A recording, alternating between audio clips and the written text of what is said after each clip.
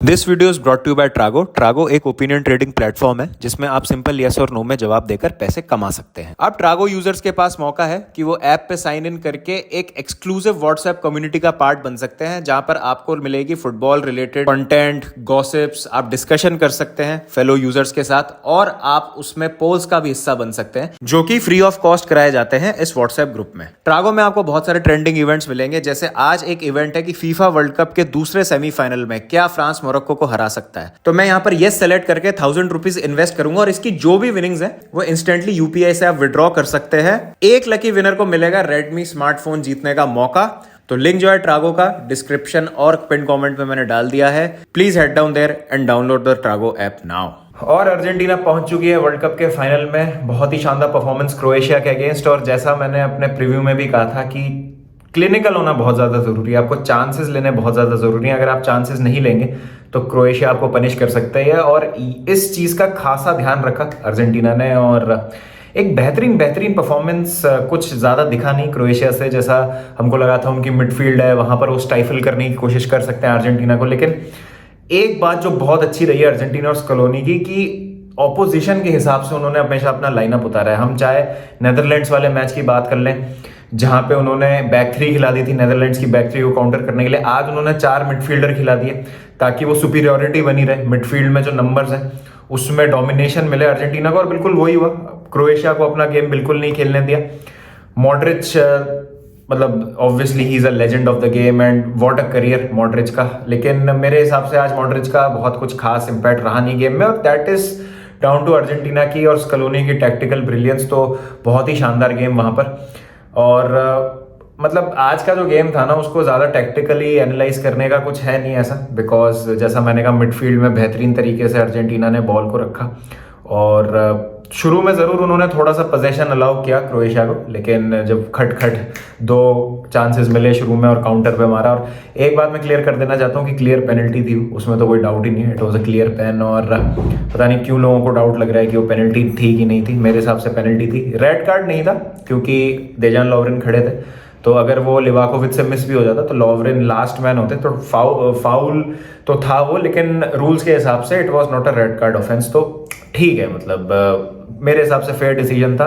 Under pressure Leo Messi को penalty मिलती है, बहुत ही बेहतरीन तरीके से स्कोर करते हैं। और ये वाला जो वर्जन है मेसी का, I think this is the best world cup version of Messi that we've scene.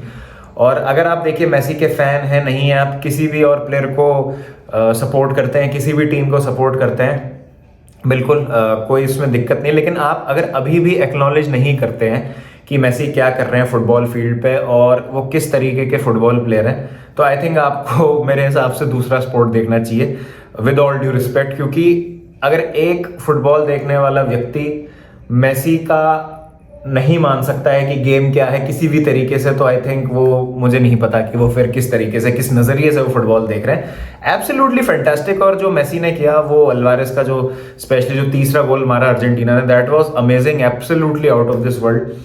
समझ ही नहीं आया कि किस तरीके से तारीफ की जाए उस मोमेंट की। और मेसी से बॉल इस समय हटाना, मेसी को बॉल पे से हटाना नामुमकिन सा है। जोस्को गार्डियोल को चक्कर गिन्नी बना दिया उन्होंने, जो कि मेरे हिसाब से one of the best defenders रहे हैं, बेस्ट अपकमिंग यंग डिफेंडर हैं। और 35 साल की उम्र के हैं मेसी। ऐसा बोला उन्होंने कि उनका लास्ट वर्ल्ड कप है। देख के लग ही नहीं रहा है कि ये बंदा जो है एज कर रहा है या मतलब अपने डिक्लाइन की तरफ जा रहा है। क्या मतलब भाई, he is still the best footballer on the planet, कोई उसमें डाउट ही नहीं है जिस तरीके से वो खेल रहे हैं। और बिल्कुल अंगारा मेसी मोमेंट था वो तीसरे गोल के लिए, जो जिस तरीके से 2-3 डिफेंडर्स को काटा, स्पेशली गार्डियोल को बहुत बुरी तरीके से छकाया वहाँ पे, फिर एक इजी ले ऑफ अल्वारेस के लिए।